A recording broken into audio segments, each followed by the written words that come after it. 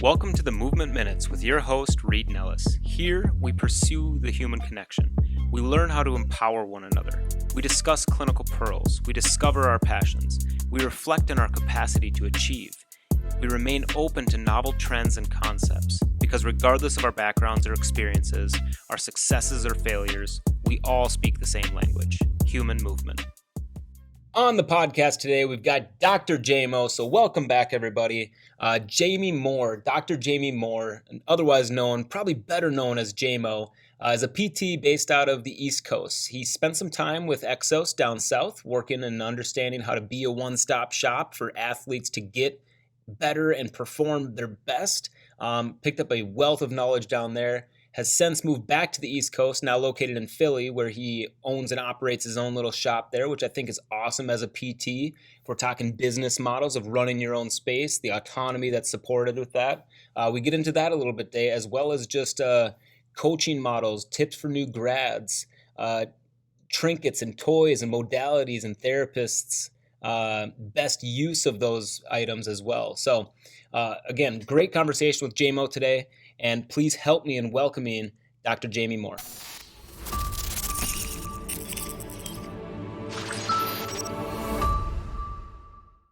All right, everybody. So we just heard the formal intro of Dr. Jaime. So as per usual with any guests here, I always say like, hey, hit me with what you got. Tell us all the like other stuff, not like the cool, these are my certificates and this is what Jaime did and this is what we're talking about today. But who is JMO? Wow, it's a big question. JMO, it's a great nickname.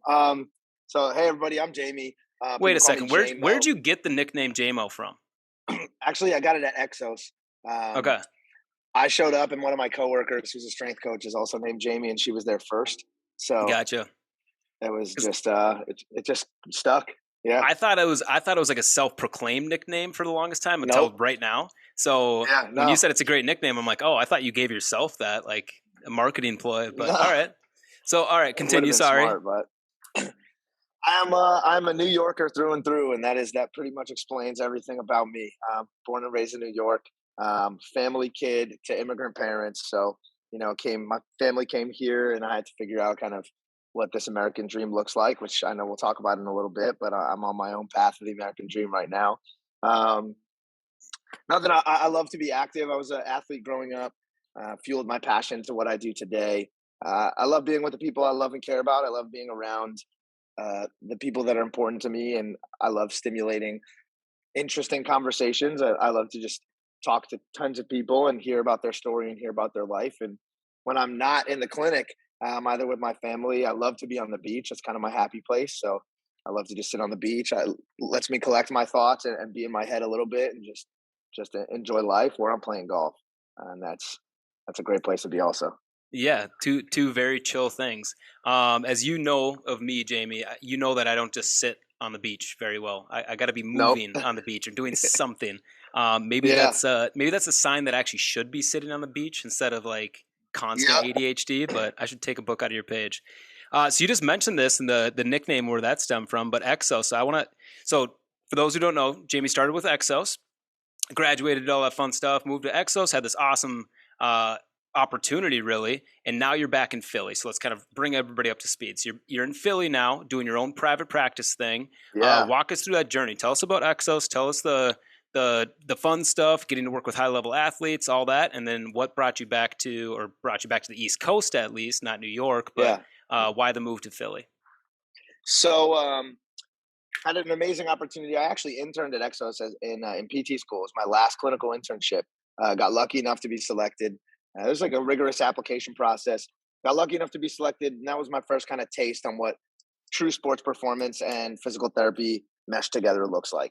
And so finished, moved back to the Northeast, and had the opportunity. Was blessed to have the opportunity to go back and work for EXOS. I was at the Frisco, Texas location. Sorry, and I was there for about a little over 3 years. And so really amazing opportunity, right? I think what is very different about the EXOS experience, I should say, is it was really created by Mark Verstegen to be the one-stop shop for athletes. And that is, they were the first to do that. And the idea behind it is an athlete at any point in time has all amenities necessary in one place. So you don't need to go find a dietitian that'll get your meals and then do that and then go to train and then come to PT and then get a massage. And the idea is that you can come to one place and get everything done at once. I like to think of it for us like civilians or general normal people as like it's a lifetime fitness for pro athletes, right? You Yeah. can go and spend hours there and just always have all your stuff done in one space.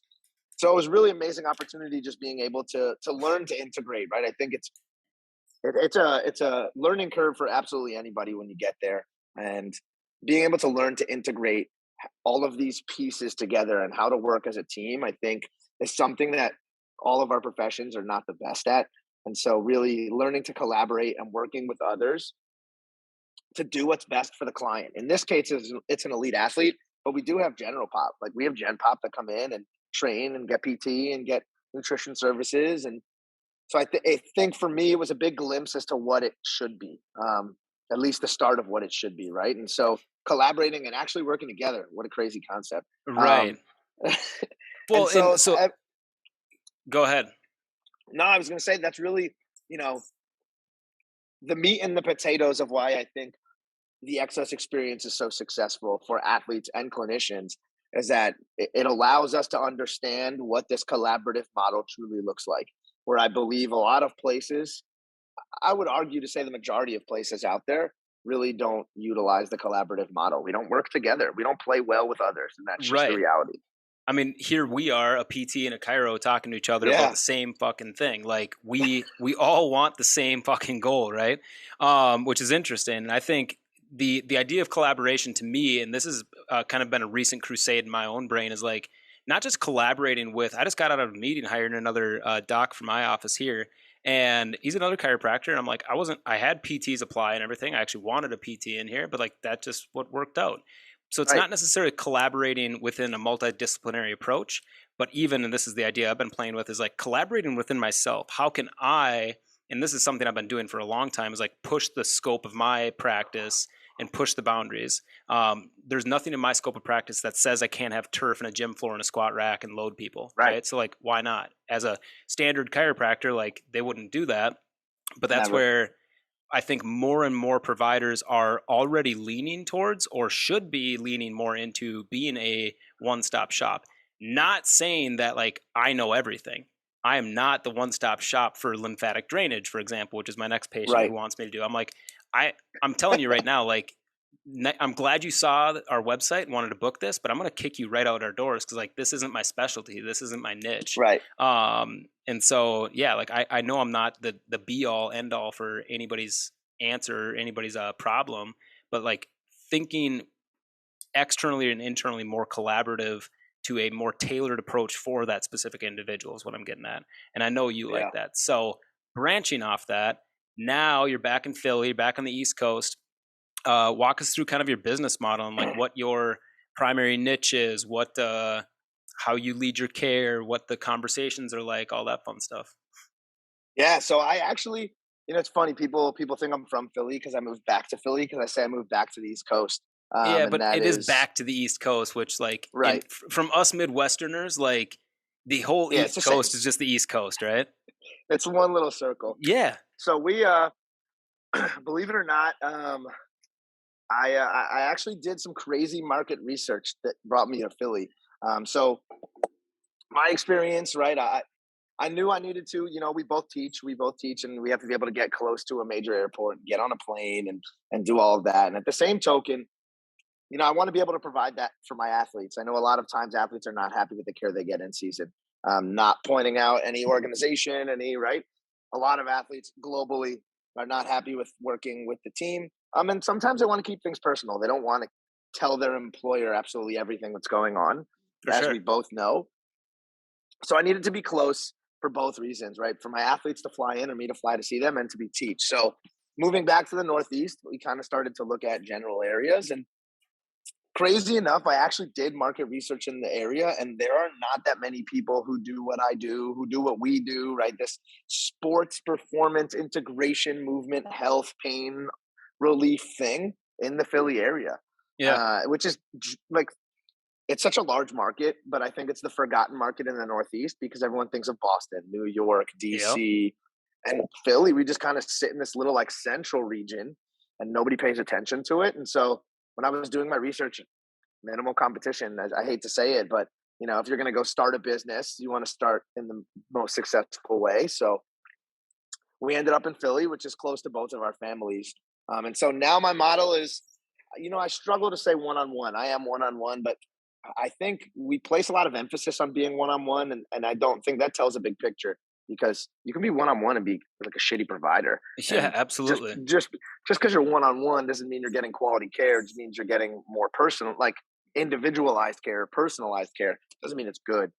So my model is really stems from my experience at Exos and my belief in that everyone deserves to be treated like an elite level athlete. Yep. And everyone deserves to be treated at the highest level of integrative sports medicine as possible. And so that's basically my model. I go through all of my experiences, right? When I do an evaluation, it's pretty in depth. It's movement plus table work. And we really try to get to the bottom of what's going on. And I think that's where I found success in what I do and my lens and the way that I see things. And I make sure my patients understand that. And so there's not a moment where my patients ever feel or my clients ever feel like they don't know what's going on. They're always in the loop. They're always asking questions and I'm happy to answer. Right. If I'm moving someone on the table and I'm going through hip internal and external rotation. Yep. And then I follow that up with a Faber test or a Yep. Thomas test. And they're like, okay, well, what is this looking at? We have to be able to articulate why this is relevant, not just say rectus femoris tightness Right. or anterior hip capsule or anterior Especially, hip but like, especially integrity. if it's like, oh, your right rec fem is tight, right? Like according to Thomas tests, it's like cool, Yeah, but they came in with like left knee pain. How does your right rec fem attach to your left knee exactly. and like what we just saw on the gait or your squat or this rolling pattern or whatever the hell else you looked at, right? I think that's huge, man. I think Yeah. you said something there that's interesting to me is like getting everybody right. You've had the chance through Exos and internship and all this, and being a stud athlete yourself, right? To work with some high level movers. Who is your like main demographic niche right now? And how does translating like working with some of the NFL combine athletes down to a little league baseball player, weekend warrior, gen pop? How does that translate? So I'd say my biggest niche right now, just based on where I'm at and the demographic that I've seen, is really it's become the overhead athlete. It Okay. is the football player and the baseball player, um, but it's become the overhead athlete in the sense that I am not the overhead guru, right? And I don't Yeah. claim to be the overhead guru. What I do claim to be is the person that's going to be able to answer the questions that you have that nobody else is answering. And I think that's the problem that I'm seeing and working with all levels, right? From the youth athlete to the NFL athlete. I work with multiple NFL quarterbacks. And, the fact that I'm still hearing the same thing from an NFL quarterback as I am from a little league baseball player, right? A little league pitcher. The same responses on what information they're being given on why my elbow hurts, why my Right. shoulder hurts, why Right. do I feel this? And I think people just deserve the answers. I'm not the best. I'm not perfect. I don't, but I know how to deliver and figure out at least a fraction of the message that they're not getting. To And so actually I give a shit continue, and actually look right. deeper if it's not making sense. Yeah. Yeah, right. Like people come in with elbow pain all the time, and nobody's look. I had a collegiate baseball player, Division I baseball player, who has had 3 elbow surgeries on his throwing Yep. arm, and he told me legitimately, I am now. He's now seen me, right? 2 years into like this rehab process. I'm the first person to ever touch his bicep tendon in his shoulder. That's a problem, right? Yeah. Like That's so. but like if you This stick to a the Division I baseball player. Like it's not like we're talking like JUCO baseball where like right. you have no money. Like Hey, hey, we're hey, talking about hey, hey. major Division I. Some JUCO, please. You're speaking to like some listeners. Actually, some of my best friends listen to this, and they came through the JUCO system. So I don't know. Oh yeah, but they don't have a lot of money in Sorry, JUCO. Blaine Bartle, to name drop you. Right. But no, I But totally agree, and I think like the struggle there though is like it's easy to bash those providers, especially like from our standpoint of being in private practice. But if you're Right. working for this big org or this big team and this big collegiate system, like oftentimes those providers want to touch that biceps tendon, or at Right. least assess it and address it, 100%. but their hands are so tied that they can't. And their superiors are like, Yeah. nope, this is what the protocols say, or in clinic, this is what insurance will pay us to do. If you touch 100%. their shoulder or their opposite hip and start working on dynamics and kinematics, like insurance isn't going to pay us for that, or that's not what the Absolutely. protocols say. And it's frustrating. One thing to circle way back, well, kind of back, but also overarching, is I just heard this recently. I think I'm more so sharing this with you. It's not a question at all. I just heard the idea of telling a patient or client, like, what do you think my goal is as the provider, or what do you think my job is as the provider? Love that. And I've started integrating it to new patients and like patients that are kind of like plateauy and in some fashion, especially like performance plateau. I just popped it with a golfer that I was working with this morning. And he's like, to make me swing 120, I'm like, all right, well, like this guy's 4'8", like he's not going to swing 120 miles an hour. Like 0% chance, right? if you think that's my job, like, and that's not partially your job for sure, because then I followed up with like, well, what do you think your job is? Like there's a mismatch there. And like, I like that. Through that, like we got huge gains, but I think that tailored approach of like being inquisitive and trying to actually, again, give a damn, to ask the right questions or do your own research on the side to figure out for that specific individual is crucial, right? Yeah, I love that. Yeah, it's free. You can take it. It's all yours. It sounds like a Joe Lavaca line. Oh God, don't get me started on him. I'm gonna get emotional and cry. His communication level is off the charts, and I just want him to embrace me in a warm hug constantly. Yeah, every time. Your website bio says that you're unapologetically I almost said unapologetically athletic, honest and athletic. I am not unapologetically athletic. Just the epitome of an athlete, right? And I love that. So speaking of things I'm going to steal, what does that mean with your patient care? Like, are you brutally honest, brash? Like, what does that translate to? I'm not afraid to tell my clients how it is. And unfortunately, and look, I hate to say it this way, but unfortunately, I have to be honest with them. And in some situations, you're coming to me for a reason, right? You think that you're going to be back on the mound in 6 weeks. I'm here to tell you it's going to take 4 months. Like, and I know that's not what you want to hear, but that's the truth. And I'm glad I'm the first person to tell you that.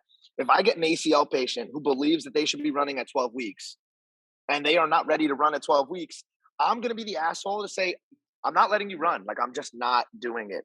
And if you want to find someone who's going to do it, go see them. But you're coming to me for a reason.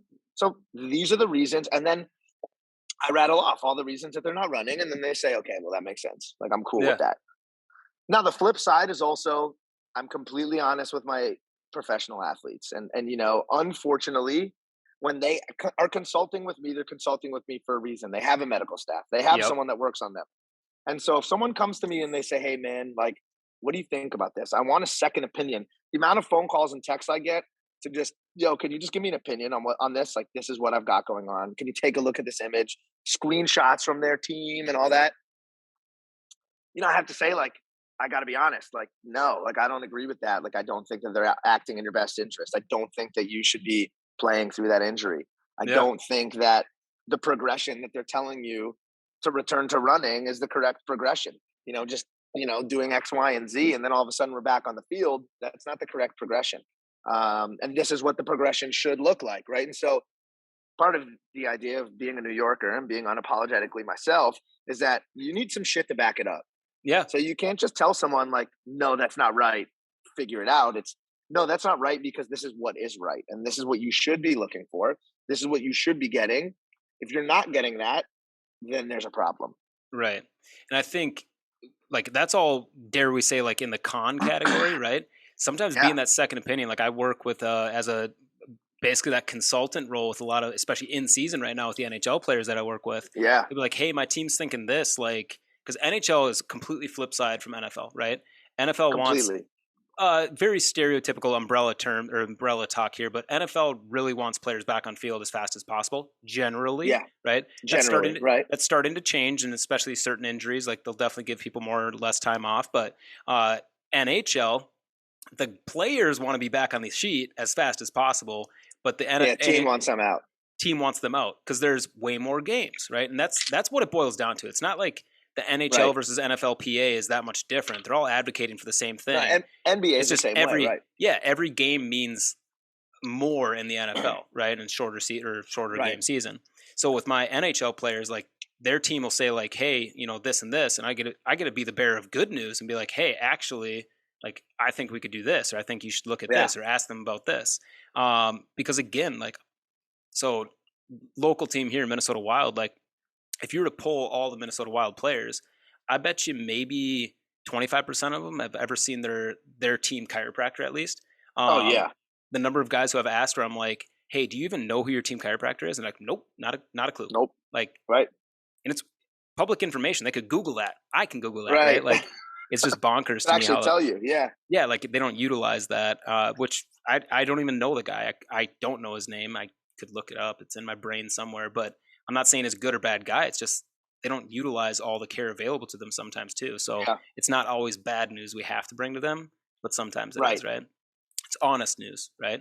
Well, and I think, I was just going to say, and it helps manage expectations. Like I had a meniscus guy in the other day and routine, easy surgery, not bucket handle, just a peripheral tear. And I'm like, hey man, I think you're going to be back to doing pretty much everything you want to be doing here. And like, I don't know, potentially like 3 weeks, like with 99% of your athletic stuff.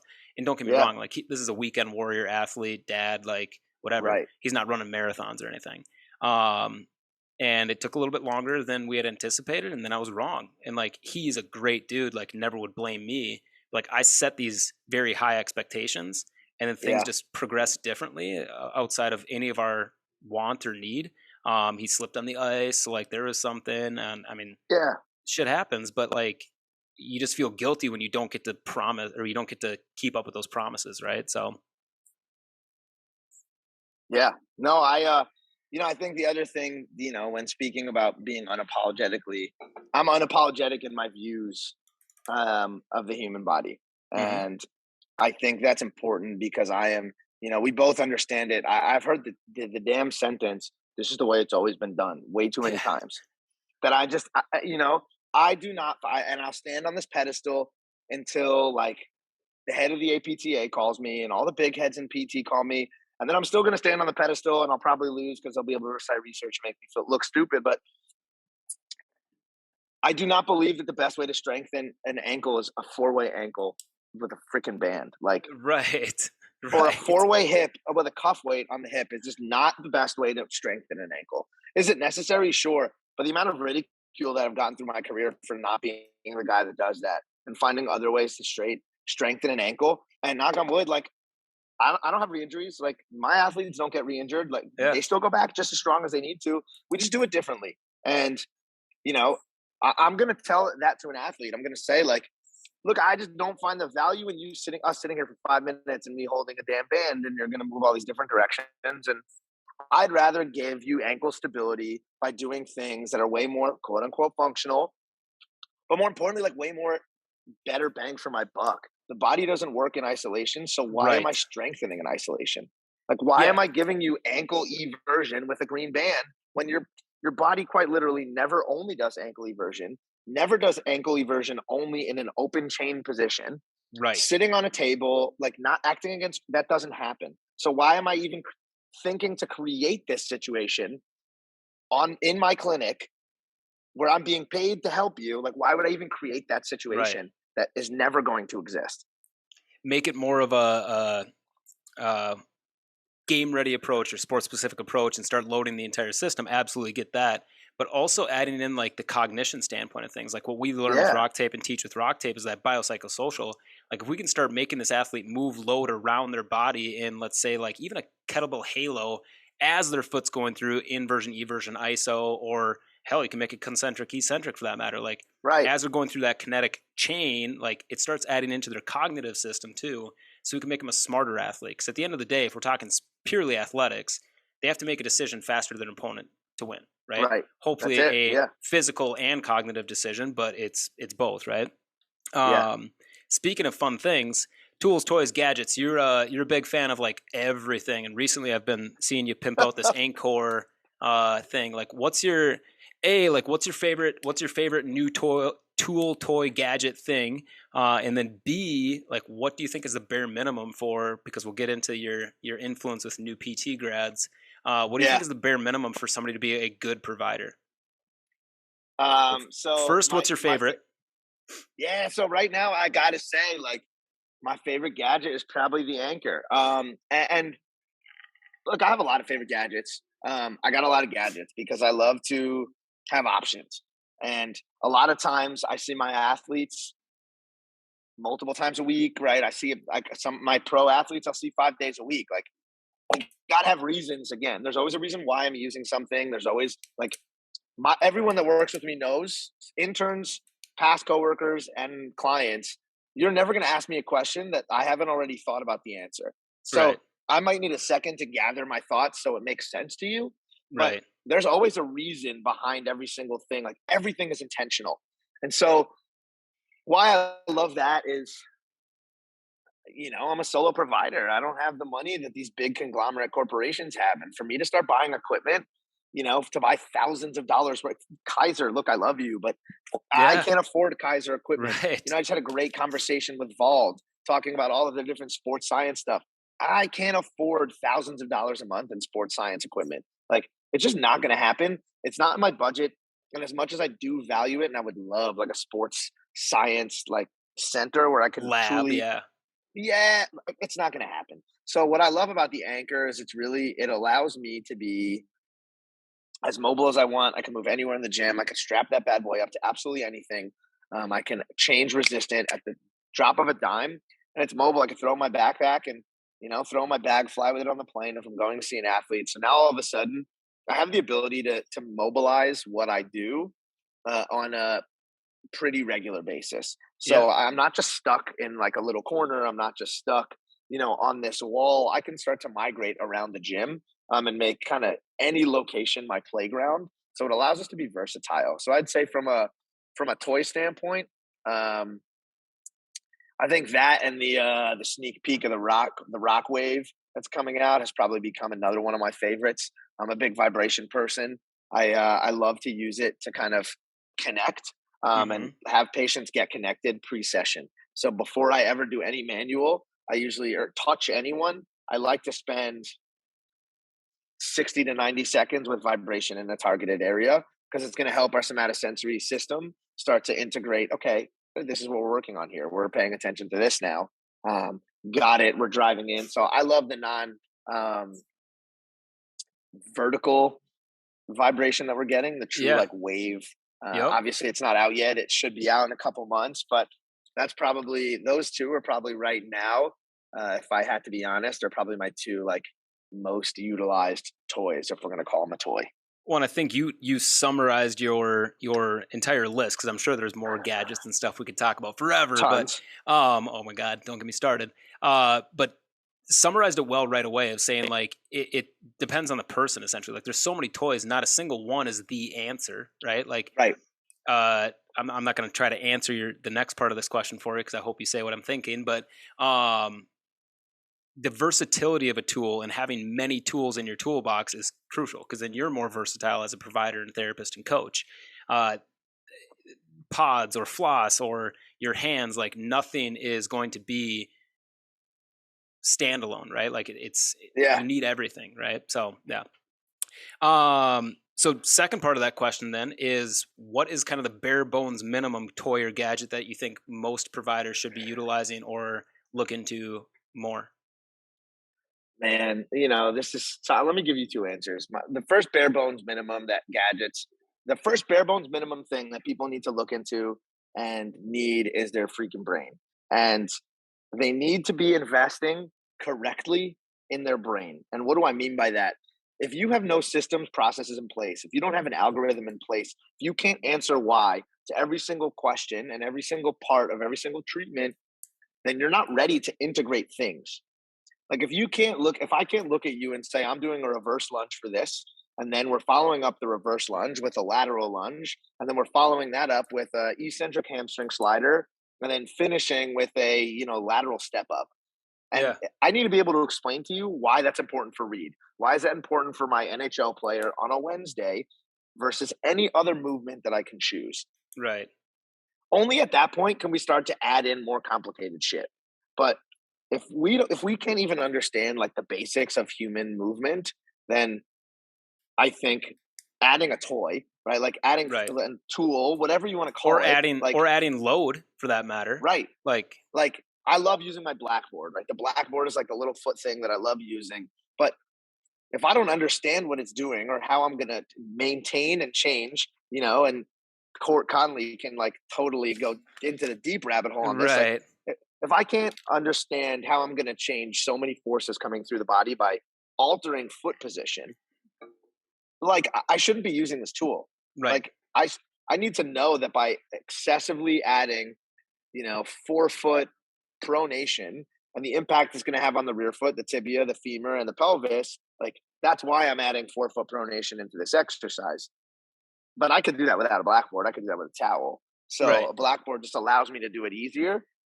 So same thing. I would say like, it's like cliche, but the first thing is just understand, like creating, investing in your own brain and being able to, that is your toolbox. Like you can For put sure. tools in your toolbox, but if you don't have a toolbox to hold your tools, then they're just like item single pieces. But if I had to pick like my most utilized tool, like the bare bones minimum that I think everyone needs, it's some sort of vibration component. Okay. Like I think every single human in the movement world, for us, I hope that's probably not the answer you thought I was going to give, but Nope. I don't really care like what it is. I just think vibration is the easiest way to attack the nervous system without even realizing you're attacking the nervous system. And by implementing vibration in something as simple as a vibrating ball, a vibrating foam roller, a vibrating gun, like regardless, we're starting to like tap into things and add input into the system that we didn't have prior. So for me, like as a new grad or as a starting human, right, I think just being able to integrate things like that and start to tap into, oh wow, like I'm attacking the posterior, fascial chain, and that's why I'm having you roll out your foot, or that's why I'm putting this gun on your foot, is because like I really want to address that sensory input from the homunculus down to the foot, which is going to allow us to reduce tone in that entire posterior line to hopefully increase your ability to touch your toes. If we start to think that way, then adding more things and layering is going to be way easier. But if we're not even at that point, I don't, and we're just thinking mechanically, Yeah. that's where I like people to go. Because once we start thinking abstract, like the nervous system, the whole world opens up. So one thing that like to counter that, and like I'm guessing there's listeners being like, "Fuck vibration!" Like, are you kidding me? Like, what the hell? Look at the research at that, JMO. Like, what are you doing? Well, if you look at the research, what does the research say about vibration? It's pretty much pointless. Like, if you look at if you try to look at biased research, it's pretty Right. much pointless unless you start adding it with other things. You said layering, right? Like, if you use vibration as a standalone thing to try to touch your toes, Useless. you might find great results. Some people might, most people won't, right? I wouldn't Right. say useless, but if it opens up that connection with your brain and starts warming up like, hey, knock, knock, pudding head, we're going to start utilizing these hamstrings eccentrically so that you can trust yourself not falling over, so that you can actually go further and not feel tight, but now taut, but useful. Like, boom, we just opened a window Yeah. of opportunity that we can then load or progress or regress upon, right? And that's getting back to the brain answer. Like, I think people's misunderstanding of when to progress and regress exercises is shooting themselves in the foot hard. Like 100%. Yeah. they see shit on Instagram from your account or my account, and they're like, "Oh, this is an exercise for somebody who has tight hips." It's like, well, no, this is an exercise for that person who had tight hips At that moment. In that at moment. that moment. Yeah. Right. Like, how do we then progress or regress that? And when can a regression actually be a progression? Because we're creating space for opportunity. And like, dude, I could go on that forever. But Yeah. no, Look, that's I've worked with pretty high end elite level athletes that I can put into good for positions you. that I can put into positions that they are shaking and sweating with a 20-pound kettlebell. And you're talking about athletes that can easily back squat for, something, Yeah. 5 something. Like it's all about just understanding what progressions and regressions are and when those opportunities are and when it's time to do this and do that. And I give a blanket statement, right? because as you know, working with athletes is different. You have to understand their natural competitive drive. Yeah. And I tell people up front, it's usually on visit one or two, what my role is. And I tell them my role is actually to break you. Like Yeah. my role is to make you fail in this rep, to put you in the positions that you're actually not going to succeed in, because now we found the basis of what we need to work on. Because my goal is to help you become better, not help you be good at what you're already good at. Right. So if you're good at X, what the fuck do you need me for to help you get better at X? My goal is to help you figure out that just because you're good at X actually doesn't mean you're good at Y and Z. Show you, and we can both see how bad you are at Y and Z. And then we got to work on Y and Z while also maintaining X. Yeah.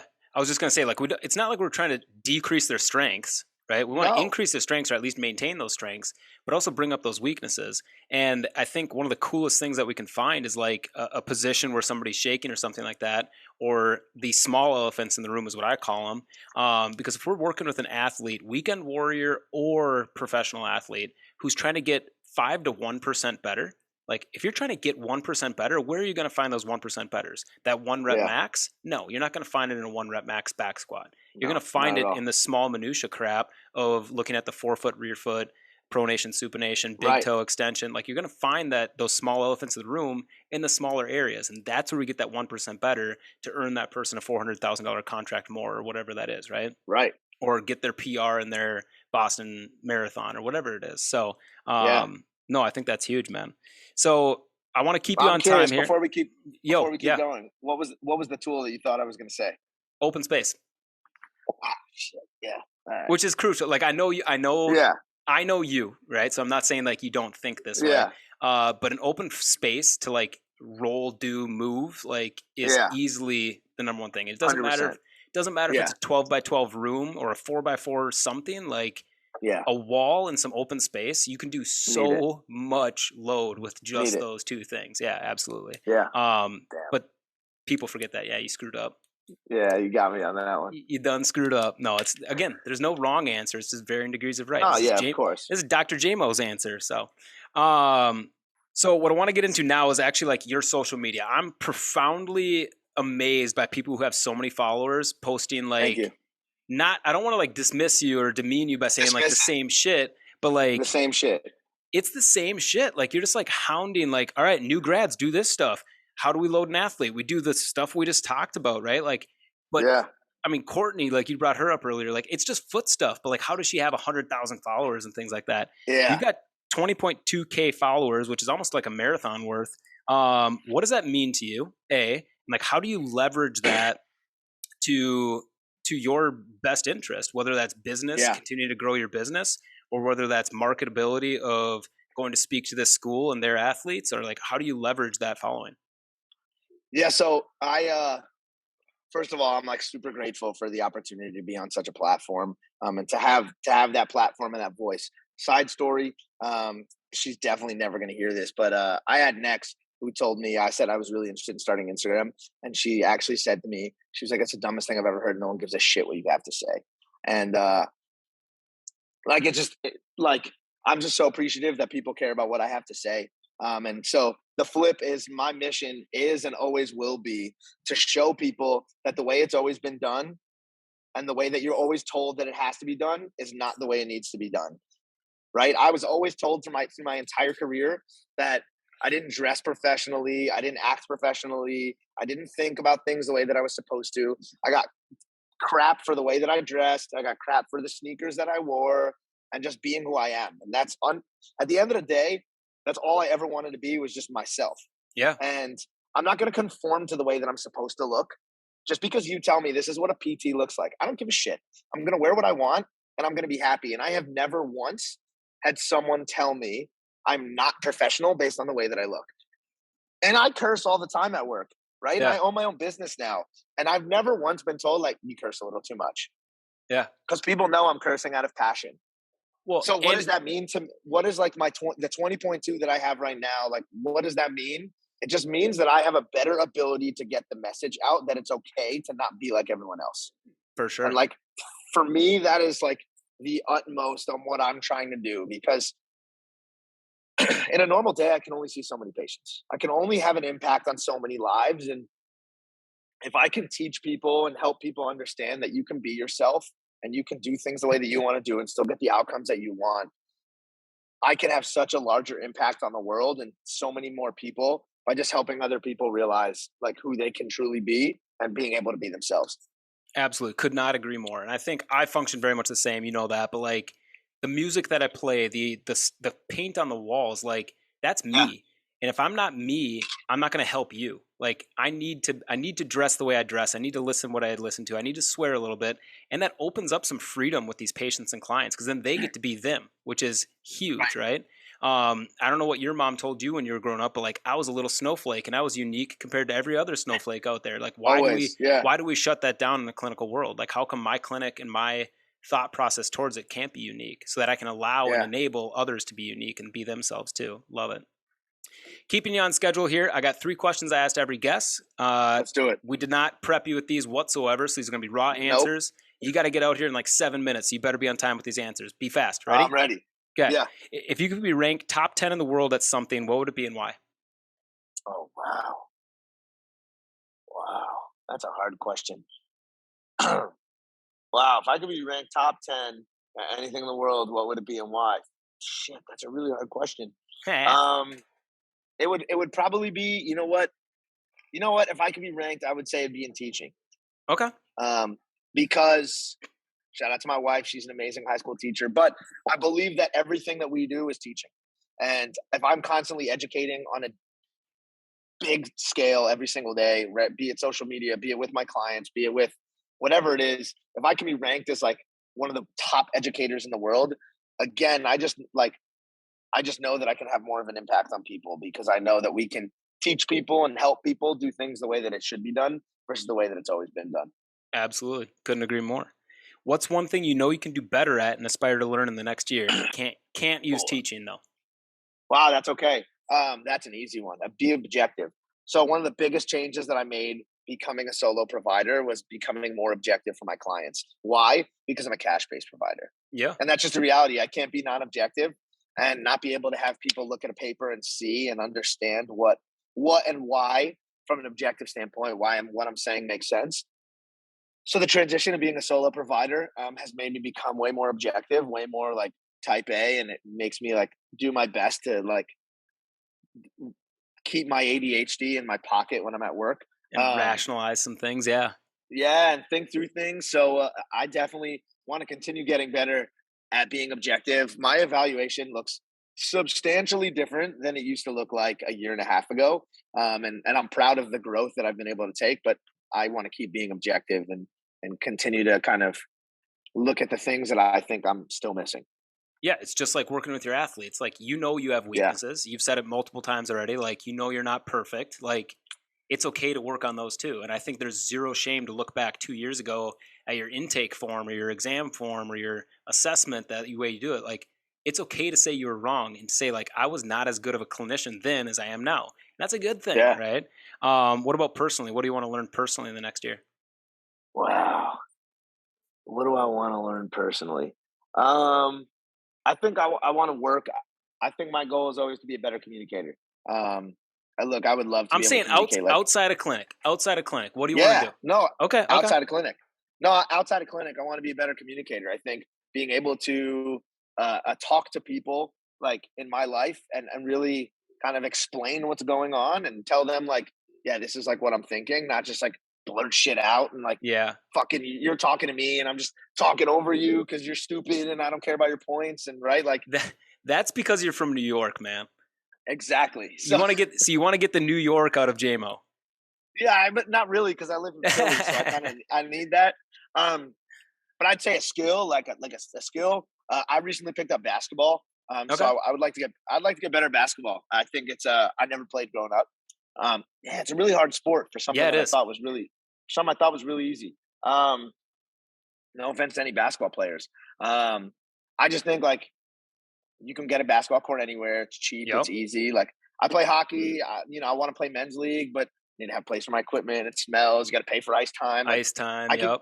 I can go to a basketball court and play pickup with people and get a great workout in and sweat a little bit and talk to people. And For so sure. for me, I've been playing. I've been shooting for about at least 15 minutes every day for the last like 4 months. So I'm really just trying to hone in on that skill. No, I love that. And like I thought about basketball for a while too. The extent of my basketball career is I was in 7th grade. My dad was the coach, which of course I should be like the all-star, like I should have all the minutes, right? I sat on the bench Yeah, the entire season. I was gonna So, say, or that means you suck, oh yeah, right? I sucked. It's Yep. one or the other. And so I've thought about like I'm a decent athlete. Like I'm not terrible at anything. So I'm like I could pick this up. I tried doing like the 15 minutes a day thing, and I even like thought about buying a hoop for at the house. I'm like, nah, not my thing. Like, Yeah, I it's found hard. zero joy out of it. It was hard. Yeah, basketball's hard. Yeah, Last one here. What's one actionable step you would advocate for listeners to take better care of their relationships, their health, their movement, and ultimately their lives? one actionable step. Wow. Uh, so I would say take the leap of discomfort, Okay. regardless of what that is. Right. For me, the biggest leap of discomfort was venturing out to become a business owner. And I tell people that all the time. You get it. It is the hardest, most rewarding, and scariest thing I've ever done in my life. To take a step further, everyone that I've talked to told me like I did it the hardest way by moving cold to a brand new city with no connections at all. But you have to be able to grow and to be able to For learn and to sure. be able to get better. If you're a client or a patient, take that step, seek the care, right? Get out of pain, ask for help because that's okay. If you're a student, seek that step, figure out how to get better, find a mentor, find someone that you can ask questions to, and invest in yourself and invest in someone else.